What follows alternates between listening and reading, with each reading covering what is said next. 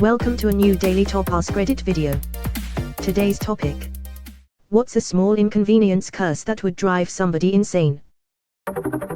Every 100th click they make on a computer accidentally closes the tab they were working on. Lol, this is a new one for me. Control plus Shift plus T should fix it. I accidentally close tabs all the time. Control plus Shift plus T restores your last closed tab in most browsers. It's a lifesaver. Plot twist: the closed tab on every 100th click clears the page from history, so Control plus Shift plus T opens the previously closed tab instead. Every time they want to sneeze, they get stuck in that limbo mode for an extra long time where the sneeze is right there about to come out, but it won't. Sometimes for seconds, sometimes for minutes, sometimes for hours. Whoa there, sitter. Whenever they type the word "the," it always comes out as "tell" and they have to go back to correct it. Oh, I have this curse. I'm afflicted with this curse on several word. Which one of you all cursed me? What the fuck is wrong with you? At random intervals into a nice hot shower, the water will go ice cold. Does not matter where they shower. It always happens at least once. My shower did that for a month until I realized I needed to replace the trapper in my crapper. Edit: I'm aware it's a flapper, not a trapper in my crapper. Fixing your toilet fixed your hot/cold shower problem. Only one side of every pair of earbuds/headphones you have works perfectly, the other side turns on and off every 15 seconds. This already happens to me.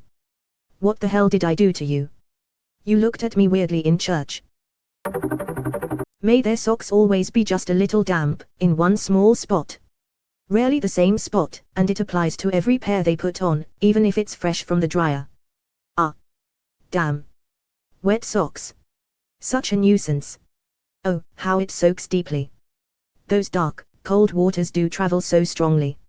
I fear that once my sock has soaked so, I may ne'er recover. Oh, cruel fate and my cursed hold boot, why have you betrayed this poor fool whose only crime was to walk?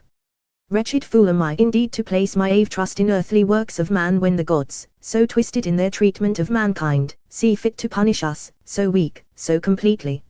A puddle, cold and deep, dark and uncaring, such a vicious, wicked thing, stands silently on this cobbled road, lying in wait for a moment in humanity's weakness, perchance that a man such as I to step haphazardly in, so that it may cling and climb through my woolen fibers and corrupt my gentle flesh. My gentle being cries out in shock and terror, and my body, on its own volition, recoils as the icy embrace of this cursed infliction does travel so deftly from my sorry, sodden foot up my leg through channels unknown, and takes firm roots in my soul, so that is may proliferate this cruel corruption and waver my misplaced faith, so that now I see all things holy and good in this world are but a farce, a sadistic joke played by gods that care not for me.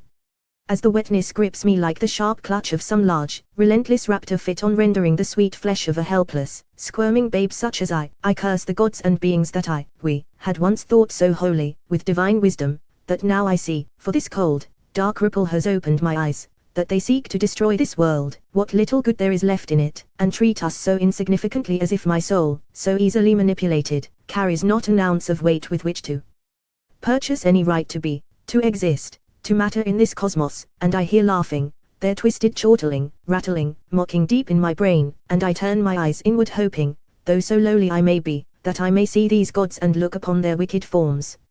Oh please, oh please, oh please, I must ask, I must know the answers, as why me and why like this have you, you great beings, you powerful gods and forces above all, beyond all, why have you chosen me? Because it is quite clear to see, even with these clouded, mortal eyes, that you know me as nothing but a pathetic useless thing for you to bat at like a cat with a mouse. Nay, a cat and mouse does not do proper comparison, for thee, you great things, you incredibly powerful things, are far much more than a cat, and I am far much less than a mouse, and through the misery of this coldness, this aching dampness, creeping, crawling, chilling, rooting up my pale, lifeless leg, my useless leg and my accursed shoe, this hold boot, you great things, an ancient wisdom, you have revealed a world beyond, a world not meant for others, a world I, only just now, can even slightly strain my mind to comprehend, and you wanted me to see the unseen, to feel new sensations the likes of which any other mere man or woman shall ne'er be fit to feel, to touch, to be, and I should thank thee, even though I am more miserable, cold, wet,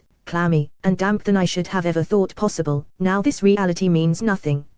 I shall fall to my knees a prey to you, if you will have me, if you will take me, a pathetic fool of a man, dumb to your world, blind to the true world of thee, whose errant stepping landed his imprudent foot, with boot and sock fully submerged in a puddle, a cold and unforgiving puddle, and the cold waters, placed by thee, of course, I see, and I know that now, the cold waters, the rushing chill soaking my being, my lowly mortal form, myself not fit to exist in the same reality as thee, my great gods, my glorious, powerful rulers of my soul, my body, my mind, the cosmos and beyond. You've shown me, generously of course, your world, though I admittedly cannot fully comprehend it, as feeble-minded as I am compared to the brilliant, infinite knowledge of all things past, present, future, dreaming, waking, unconscious, subconscious, superconscious, radiant, powerful all-knowingness of all these and more, so much more than I can ever know even with 1,000 lifetimes, and you've reached through that puddle, and plucked my soul from the plane, broke the chains on my mind, of this fool's dream, and let me be free to gaze, not with eyes, these useless eyes, these lying horrid things that should be gouged clean from my skull, yes, clean holes to expose my mind, my brain, that thing which I feel your hands, your reach, your presence on me, and yes, I shall use these wretched hands, these primitive tools of a being that is no more to you than an insect is to I, yet to call myself an insect is to think too highly of myself, for your immense omnipresence far exceeds anything, everything, and the fear, this puddle in which you placed, destined for my foot to fall so squarely into, has become the source of so much fear, because now my innocence has gone, my ignorance dissolved away, my infinite dreams and endless, abyssal nightmares made far more real than I could have ever believed possible, and it is all thanks to your work with the puddle, whether or not you even care about me, my existence, or anything at all. Why is no one pointing out that this response is a Fibonacci sequence? I feel like I'm losing my goddamn mind over here. You monster. I view that as a compliment, considering the topic at hand. Every stoplight they approach turns red before they can make it through the intersection. You're the devil, rookie Bobby. Don't you put that on me. The milk always moves to the back corner of the fridge, and the pickles, ketchup, mustard, and mayo move in front of it. Guess I will give mayo cornflakes a try. I actually gagged. Your asshole is now insanely itchy at random times throughout the day. And there is nothing you can do about it except wait for the itchiness to pass. Till I'm cursed. Either you have worms or you're not wiping effectively. I'd look into it. Edit, never, though my most upvoted comment would be an unintentional joke about looking into someone's butthole. I made the bed and now I have to sleep in it. They get hiccups every time they take a phone call. Ha. Wouldn't affect me at all. Holy fuck, that made me laugh. That was perfect, nice. Every time they need to take an epic dump at work, someone walks into the bathroom. Or, when they need to go to the bathroom, someone else made an epic dump just right before they enter. And the seat is still warm and slightly wet. Slow Wi-Fi. But it gets slower every time you reset it. God is dead. That they always have, or feel like they have, sand in their shoe. Or a hair in their eye. Both those things are the first thing I thought of too. Great minds think alike. Unfortunately, people tend to forget the next line. And fools seldom differ. Ah well. They only have non-dominant hands. Ambidextrous. I'm ambidextrous. It's when both hands are equally terrible at doing things. Someone asked a similar question yesterday about harmless haunting. I didn't respond to that, but I offer this. Unseen spider webs. I used to hike a lot back when I was younger, and nothing drove me crazier than walking into an unseen spider web on the trail. It's not just the annoying fact that you now have spider silk all over and around you, but it's also how ridiculous you look to others when you get tangled up in it. You look like an absolute dipshit, arms flailing, spitting stuff out of your mouth, your eyes all squinted shut. It's awful. But to have this all over your home, or climbing into your car each time you have to go somewhere, this would drive a person completely bonkers, I think. At least it would me. I'd just go nuts. See, you say that's a minor inconvenience. But let me tell you from personal experience, plunging headlong down a trail on your bike and through a golden silk orb weaver's, aka banana spider, web that's so large it spans the entire path will have you doing the get it off, get it off, get it off dance pretty darn quick. Nothing minor about that. Have you considered moving to another country where the possibility of getting seriously trapped in a spider web as a human is not a thing? Maybe it's just me, but I'd rather colonize Moon or Mars alone than living where such things can happen. May your mouse cursor be off by 0.5 centimeters. Always in a new direction. That's fucking evil.